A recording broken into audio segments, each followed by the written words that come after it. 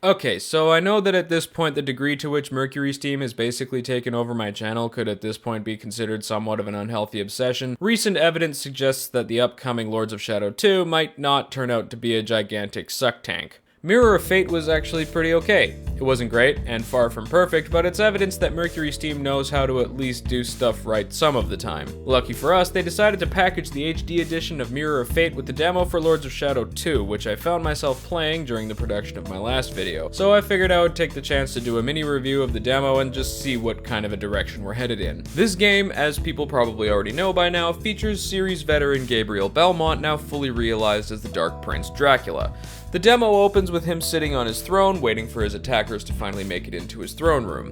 So far, I'm interested. I'm fascinated by the chance to play a villain. It's not something that we get to experience a whole ton. Yeah, there are things like GTA and Saints Row these days that people will be quick to point out that you play as bad guys, but those are just bad guys, not the bad guy. I've always wondered how one would pull off making a game out of you playing the fantasy villain, and so far this looks promising. I can only wonder if they're gonna chicken out and force him to face some greater evil, thus making him look tame or weak by comparison, or if we will really get a chance to get in our evil feels. Something tells me the former will be the case in the end, but so far this demo has us unapologetically going wax on, wax off on a series of Brotherhood of Light soldiers as though they were stacked cardboard boxes during a car chase. I will say that this opening scene has me interested to explore Gabriel's character, because, well, he has a character now, or at least he looks like it. If he's gonna be Dracula, he'd better act the part, and based on this scene here, Mercury Steam seems to have picked up on that. Gabriel was boring and uninspired in the first game. He never really emoted, or even really changed his facial expression at all,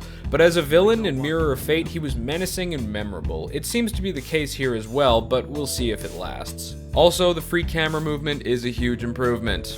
I'm just gonna leave it there. Seriously, it is. Some games pull off a fixed camera, but rarely are those action games. Lords of Shadow 1 was not a rare action game. Following the battle in the throne room, there is a free running section reminiscent of all the parkour inclusive games out there. The biggest issue I saw walking into this room was the samey dark gray color palette that was going to make it difficult to navigate, but the path is laid out nicely enough for you, and I had no trouble seeing where I was supposed to go next because of path highlighting. Some people may peg this as too easy, but I found it helpful, and I feel like this kind of feature does a lot to streamline a climbing section that could otherwise be really problematic. During this segment, I did manage to get turned around a few times, and there were some moments that I thought were stiff and really killed my momentum, but I'm willing to put that on myself rather than on the game here, as this bit doesn't last very long and I was still adjusting to the controls. Once we get past the climbing bit, we break out onto a rampart to find a giant robot wrecking up our shit. This is followed by the appearance of a Magic the Gathering card brought to life. This may sound like I'm making fun of it, but I'm not.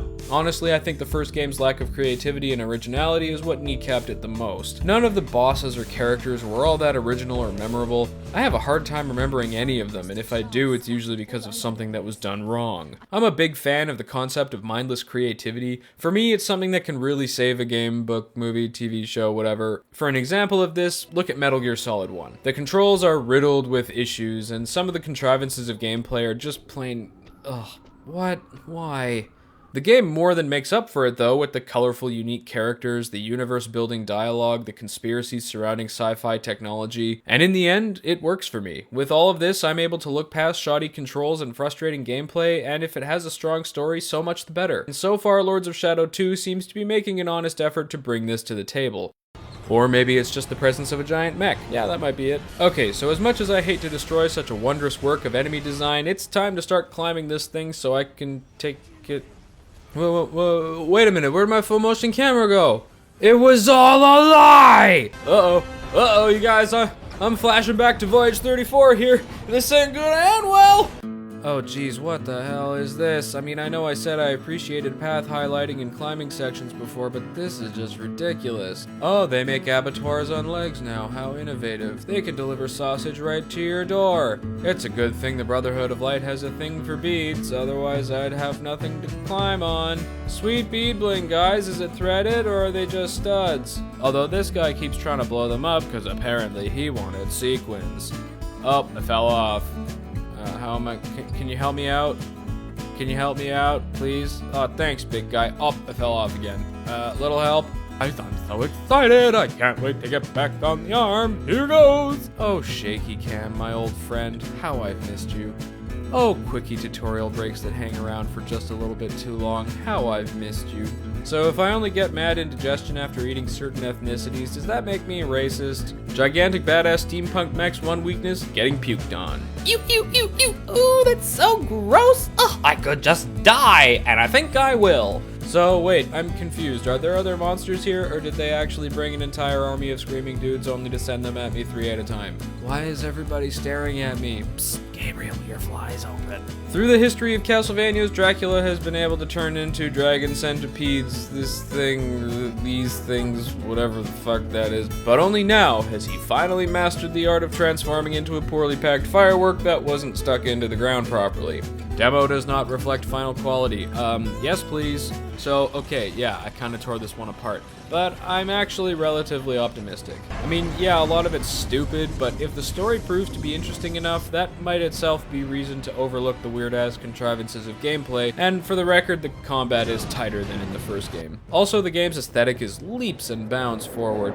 The game's look really held my attention, and even just the enemies and character designs are worth mentioning. Badass steampunk mech is way more interesting than Giant Rock Thing and Giant Rock Thing Electric Boogaloo. Walking Magic the Gathering card is a lot more intimidating than crusty homeless man and a former Abercrombie & Fitch model with what can only be described as a miasmatic VD problem. If what I'm reading is correct, and the release date for the demo was the same as the release of Mirror of Fate HD, then I don't really see my complaints going away with the final product. A good amount of the problems I had with this trial run of the game aren't the sort of thing that you fix in the last 3 months of development before release, but the rest were at least situational. If I'm taking anything away from this demo, it's that if I have to bet on one aspect of this game coming out ahead, it'll be the world design and characterization, because it doesn't look like the gameplay is going to be carrying this experience. There's a lot of improvement in this demo.